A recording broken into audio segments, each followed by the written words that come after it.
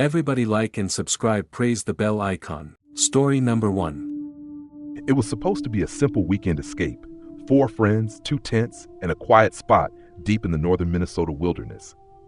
Jackson, Claire, Ben, and Riley had camped together before, but this time they wanted seclusion. They found it miles off the marked trails, where the trees were thicker and the sun barely broke through the canopy.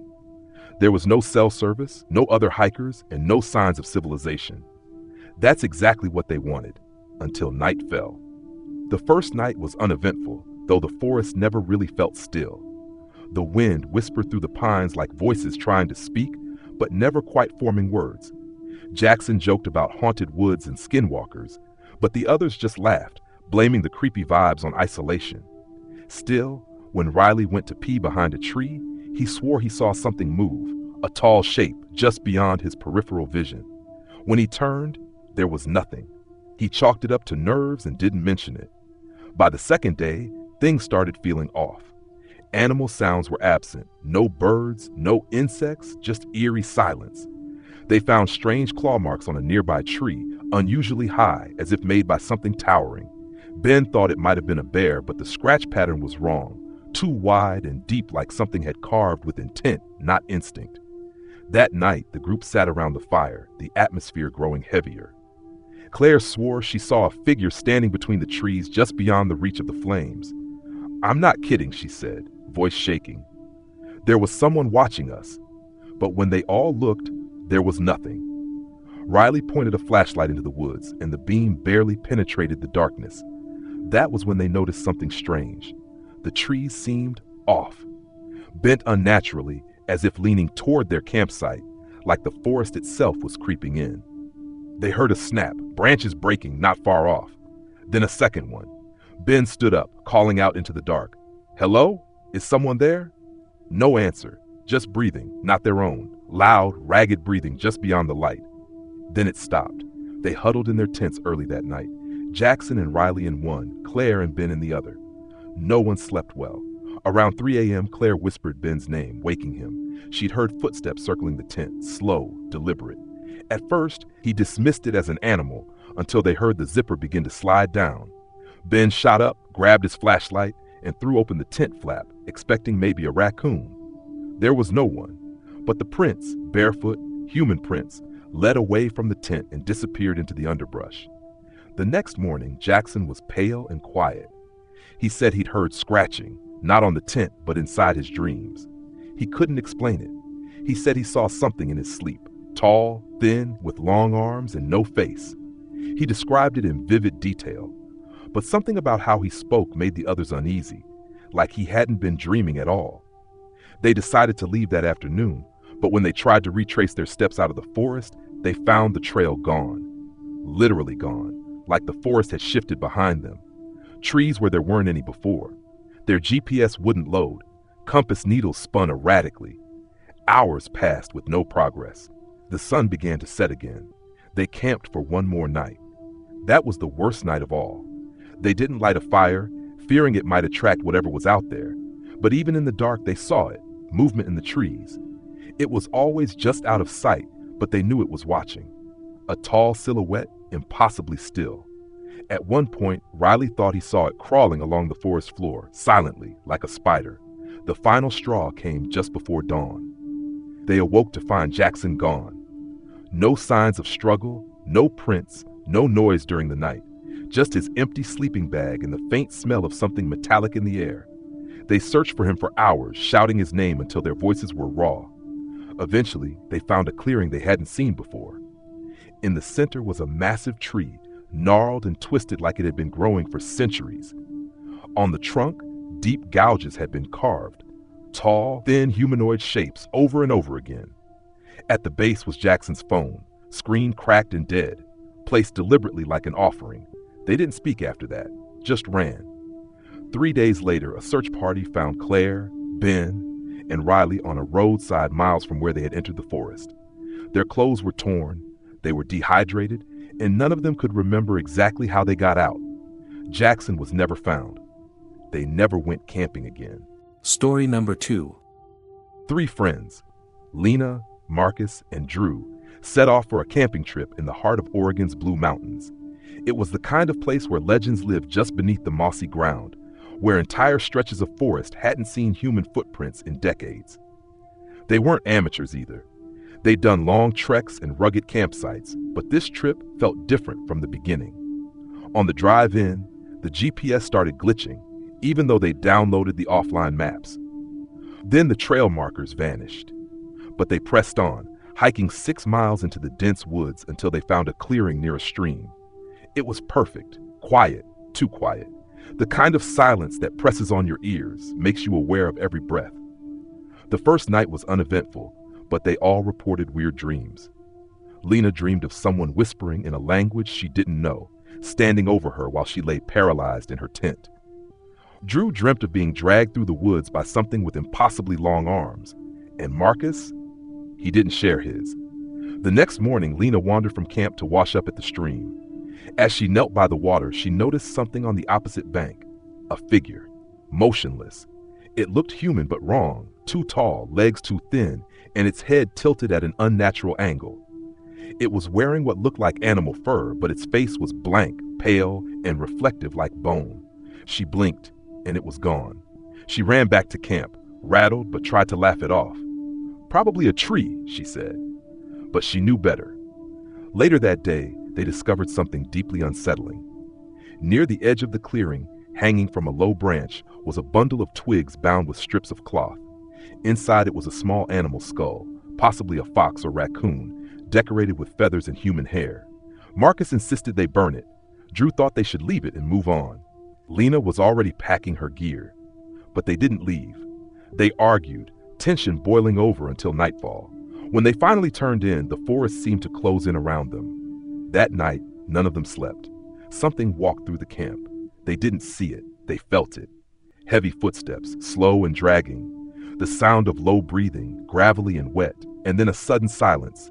Total, unnatural silence, like the world had been muted. Lena peeked from her tent. The fire had long since gone out, but she could see it, a tall figure at the edge of camp. It was facing her. Its limbs were impossibly long, arms reaching almost to the ground. The fur it wore wasn't stitched or draped. It seemed to grow from its body. It tilted its head, just like in her dream. And then it raised a hand, bent backward at the wrist like it had broken in half. She screamed. Marcus and Drew came out of their tents, disoriented, shining flashlights. The thing was gone, but the forest around them looked different. Every tree in a 20-foot radius was marked with deep scratches, as if something had moved through them at inhuman speed. Their campsite looked trashed, though none of them hurt anything. Their gear was torn, their fire pit crushed. Marcus had a gash down his back, 4 perfect slashes like claws. He claimed he didn't feel it happen. They left at dawn, except they couldn't find the trail. Everything was unfamiliar. The stream ran the wrong way. The moss grew on the wrong side of the trees. The sun never rose above the tree line, just stayed low like dusk. Time was wrong. They walked for hours. Then they found the same twig bundle hanging from a tree. The same one. Skull, feathers, hair. No question, it was right back where it had been. They were going in circles, but not natural ones. Something was guiding them. That night, Marcus snapped. He started muttering, talking to something none of them could see. "We see you," he whispered. "We understand." He walked off into the trees before they could stop him. They never found him. Lena and Drew made one last attempt the next morning. They ran, sprinting through the underbrush, until they broke out into a logging road where they flagged down a truck. They didn't speak until they were in town. Marcus was reported missing. No sign of him was ever found. Months later, Lena received a package in the mail. No return address. Inside was a bundle of twigs bound with cloth, and Marcus's compass pointing in every direction at once. Story number 3. In the summer of 2019, a 26-year-old woman named Haley joined a small outdoor meetup group to break away from the burnout of her tech job in Seattle. The group planned a 2-night camping trip in Washington's Olympic National Forest, a place Haley had never been before. The organizer, Matt, promised a hidden site accessible only by an unmarked path that only locals knew about. Remote, beautiful, untouched. 12 people hiked in. 11 hiked out. They arrived in the early afternoon after a long, brutal climb. The trail they followed wasn't on any map. It split off from the main route and dove straight into thick, dark forest. Matt claimed he'd found the site with his grandfather years ago. "No one else comes out here," he said, smiling. "We'll be completely alone." And they were. The canopy above was so thick that it dimmed the sunlight even during midday. Moss hung from branches like curtains, and the ground was so soft it swallowed footsteps. Still, the group seemed relaxed that first day, laughing, unpacking, even roasting marshmallows after dinner. That night, something changed. Around 1:30 a.m., Haley was jolted awake by the sound of crunching leaves, slow, deliberate footsteps outside her tent. She stayed still, heart pounding, thinking it was maybe Matt or one of the others heading to pee. Then came the whispering. Not one voice. Several. Low, disjointed, whispering right outside her tent flap. She couldn't make out words, just the sound, like breath dragging across the fabric. She lay frozen, listening. At one point, something scraped across the tent wall like a stick or a fingernail. In the morning, no one else had heard a thing. The group teased her for being jumpy. Haley let it go. Maybe it had been a dream. But that morning, one of the hikers, a guy named Jeremy, didn't show up for breakfast. His tent was zipped, his bag inside, but he was gone. His boots were sitting outside, lined up neatly. They searched all morning, no sign of him. The forest swallowed noise and shouts felt muted. Matt insisted he might have gone to explore and gotten turned around, but they were 12 miles from the trailhead. No one just wandered off. That night, tension ran high. They built a bigger fire, took turns watching for signs of Jeremy.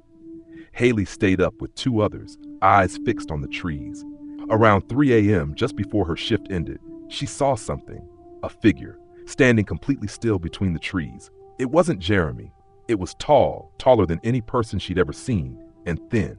Its limbs were long, not just inhumanly long, but disproportionate, like they didn't belong to its body. And its face, she couldn't make it out, but it looked wrong, blurred or blank, like her eyes couldn't focus on it. It took one step forward. Haley screamed. The group woke in a panic. Flashlights swept the woods, but nothing was there. Haley was hysterical, pointing, shouting. The others looked but saw nothing, except for one guy, Kyle. He was quiet, staring into the trees, then whispered, "I saw it too." The next morning, Matt decided they should pack and leave, but when they tried to retrace their steps down the unmarked trail, they couldn't find it. The forest had changed. The path they'd used was gone. Trees had shifted, actual trees, blocking routes that were clear a day ago. Even Matt was shaken. He swore he knew the way, but the forest didn't match his memory. It was like it had moved overnight. That night, 2 more people vanished. No sounds, no screams, just empty tents, zipped up from the inside. Their gear left untouched. By morning, the remaining group of 7 was losing it. Some argued they should stay put. Others wanted to start walking in any direction. Matt kept muttering that this had happened before, long ago, with his grandfather, though he never explained what he meant. Haley found Kyle crouched near the stream later that afternoon. He was rocking back and forth, eyes wide. He whispered to her, "It lives in the woods.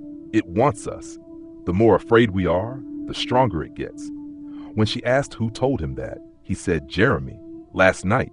He came to me, but it wasn't really him."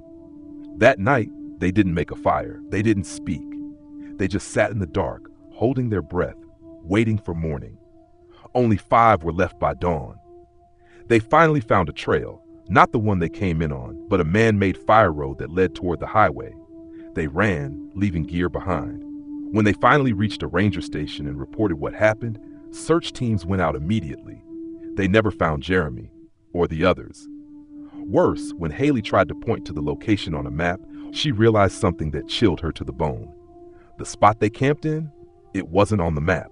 According to satellite imaging, that clearing didn't exist. It never had.